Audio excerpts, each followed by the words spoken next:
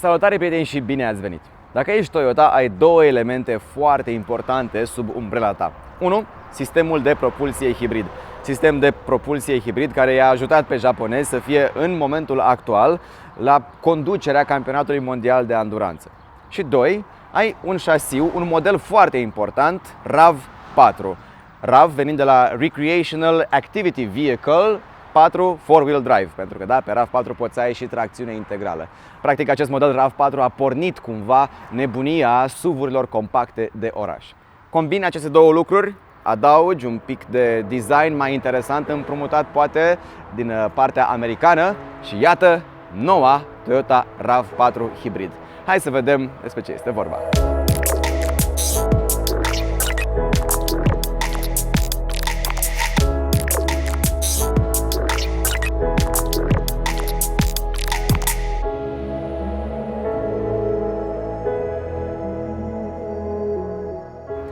Noul RAV4 împrumută un pic din designul vărului de peste ocean și anume Toyota 4Runner, ceea ce înseamnă că da, în sfârșit capătă o grilă un pic mai agresivă, blocuri optice la fel mai agresive, doar că din păcate nu împrumută și capabilitățile off-road ale 4Runner-ului și nici nu ar fi nevoie în clasa aceasta.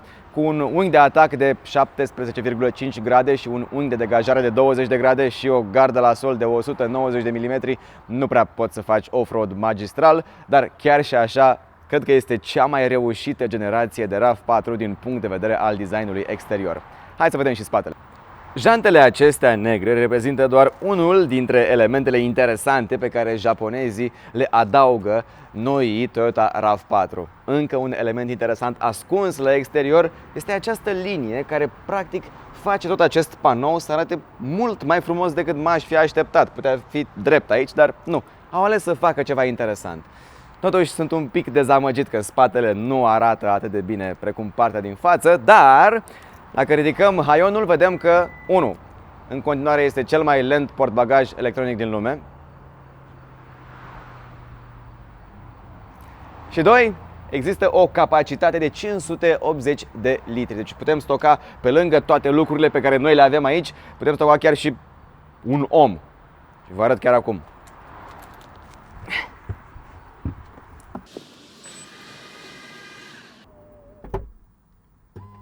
Imediat ce te urci în noua Toyota RAV4, observi că acest interior a fost complet redesenat și pe bună dreptate, pentru că vechiul interior arăta puțin din 2010 și noi suntem în 2019 acum, deci e foarte bine că l-au redesenat.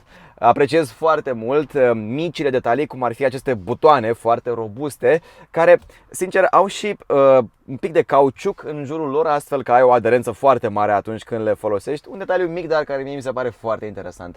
De asemenea, designul complet a fost schimbat și, pentru a fi în ton cu lumea, japonezii au adăugat și ei în instrumentarul din fața șoferului un ecran LCD mai mare, unde noi acolo avem kilometrajul și alte informații. Sistemul de infotainment. Ei bine, ecranul acesta a fost schimbat în totalitate și sistemul acesta a fost evoluat mult față de versiunea pe care o înlocuiește. Este un sistem care răspunde mult mai bine la comenzi. Până acum ecranele japonezilor poate nu erau cele mai bune. Acesta răspunde un pic mai bine la comenzi și apreciez că există butoane fizice pentru pentru funcțiile principale ale mașinii, pentru că de multe ori, dacă erau butoane, să spunem, capacitive, e greu să le nimerești atunci când conduci. Așa știi exact unde este butonul, apeși pe el și ai ajuns acolo unde ai nevoie. În rest avem chestiile normale, cum ar fi un wireless charging pad, un jack de 3,5, un USB, o priză de 12V, cam tot ce ai avea nevoie într-o mașină modernă. Și pentru că avem tot ce am avea nevoie într-o mașină modernă, putem să și mergem la drum. Pentru că Toyota RAV4 este o mașină de familie, primul lucru pe care trebuie să-l facă cum trebuie este confortul. Și nu vorbesc aici doar din punct de vedere al suspensiei, ci din toate punctele de vedere. Ușurința cu care poți vira, da, și suspensia, scaunele confortabile, toate trebuie să fie exact cum trebuie pentru a nu deveni o mașină stresantă, mai ales când o conduci în oraș, pentru că acolo deja e stresul traficului și nu vrei să ai și ceva care te deranjează când conduci. Ei bine, din toate aceste puncte de vedere, Toyota RAV4 mi se pare a fi printre cele mai bune din clasa ei. Suspensia este foarte confortabilă și, sincer, liniile de tramvai, gropile din București și alte astfel de lucruri nu sunt atât de deranjante pe cât te-ai aștepta în această mașină. Ba chiar aș spune că este destul de uimitoare când vine vorba de confort. Un pic mai confortabilă, spre exemplu, decât Honda CR-V Hybrid, ultima mașină hibrid în această clasă pe care eu am condus-o. Dar ce ne pune în mișcare? În cazul de față, japonezii au optat pentru același combo ca în generația trecută, deci 2.5 benzină și un motor electric. Doar că nu mai dezvoltă 197 de cai putere acest combo, ci dezvoltă 218 cai putere. Și eu acum sunt în modul normal. Și de la 55 de km pe oră cât avem acum, voi accelera până la 100, da? Acum 60, 70, 80, 90, 100. Nu mi-aduc, am condus generația trecută a acestei mașini acum, cred că 3 ani. Nu mai aduc aminte exact cum era senzația de accelerație în acea mașină. Dar în această mașină mi se pare că accelerează mai repede decât ar trebui să o facă o mașină de familie cu 219 cai putere. Partea bună este că inițial când accelerezi, motorul electric este cel care acoperă momentul acela în care cutia trebuie să gândească: a accelerat, ce să facem? Ok, acum putere. Motorul electric, pentru că el are cuplu instant, nu are nevoie să stea să se gândească. Atunci când tu ai apăsat pedala, mașina pornește. Și din nou vă arăt, de la 60, 70, 80, 90, 100, 110. Îmi place foarte mult că, deși este o mașină de familie și deși este o mașină destul de mare, modul în care accelerează parcă nu este caracteristic unei asemenea mașini. Și că tot am vorbit, este o mașină mare, dar este mai ușoară decât generația pe care o înlocuiește. Pentru că mașina aceasta are o masă undeva de 1680 de kilograme, depinde de opțiunile pe care le alegi, dar să spunem o tonă 700.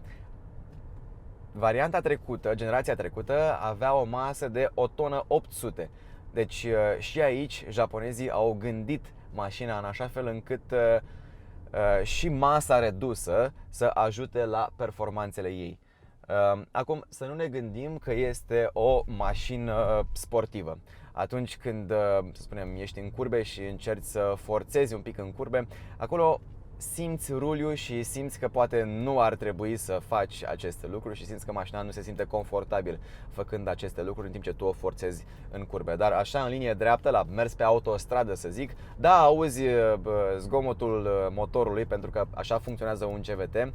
Ține foarte mult motorul în turațiile acelea unde ea știe că motorul face cuplu optim, deci se aude motorul, dar, lăsând asta la o parte, accelerezi într-un mod eficient. Pentru că masa este scăzută, o altă componentă principală a acestei mașini a fost îmbunătățită, și anume consumul. Pentru că deși avem mai mulți cai putere decât în generația trecută, consumul nu a crescut. Acum mă uit în bord și consumul este de 6,6 litri la 100 de kilometri pentru o mașină de aproape 1 tonă 700. Ceea ce mie mi se pare excelent. Și vă spun sincer, cu mașina aceasta am făcut și un drum întins până la Ploiești, pe autostradă, unde mașina a stat la 139 de kilometri fără cea mai mică problemă. Și după cum știți, mașinile hibrid consumă mai mult în afară decât în oraș, pentru că în oraș ele pot folosi mai mult motorul electric, astfel reducând folosința motorului termic, care este cel care consumă practic. Prin urmare, chiar și așa, făcând un drum întins unde mașina a consumat mai mult, consumul este acum la 6,6 litri pe 100 de kilometri. Și pentru că este o mașină ergonomică, pe bancheta spate este un spațiu absolut cavernos. O grămadă de spațiu la cap, o grămadă de spațiu la picioare. La fel ca și în generația veche, un tunel de transmisie aproape inexistent. Practic există o mică cocoașă pe mijloc, dar doar atât. Și pentru că este lată, poți sta cu picioarele pe ea confortabil, astfel că pasagerul care stă pe mijloc nu va sta, să zicem, cu un picior într-o parte și cu un altul în altă parte, astfel devenind inconfortabil la un drum mai întins. Deci, și din acest punct de vedere, foarte bine gândită această mașină. O grămadă de spații de stocare, avem și evident sisteme de siguranță, avem un collision assist, avem un lane departure assist, deci există toate aceste lucruri. Acum, cât costă mașina aceasta? Pentru că aici intervine adevărata problemă. Varianta pe care o conducem noi cu echiparea exclusiv este 36.000 de euro cu TVA inclus. Dar îți poți cumpăra un RAV4 hibrid. Atenție, noi avem varianta 4x2, nu 4x4. Îți poți cumpăra un 4x2 începând de la 31.000 de euro cu TVA inclus.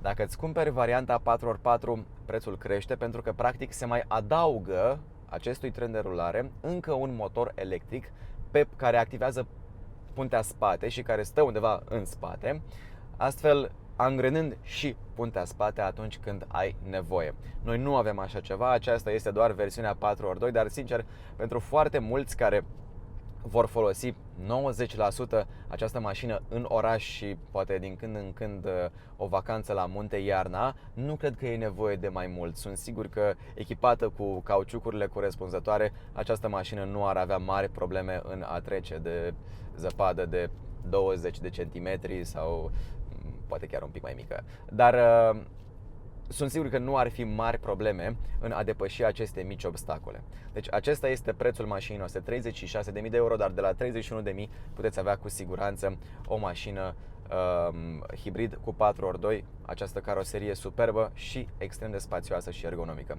Prieteni, acesta a fost clipul nostru cu noua Toyota RAV4. Dacă v-a plăcut, dați-ne un like. Dacă nu, e un buton și pentru asta și dacă vreți să vedeți și alte clipuri cu mașini, atunci abonați-vă la canalul nostru de YouTube și dacă sunteți deja abonați, atunci urmăriți-ne și pe Instagram pentru că acolo punem poze și story-uri cu mașinile pe care le luăm în teste imediat ce facem acest lucru. Rămâneți pe eBlog Auto, la revedere!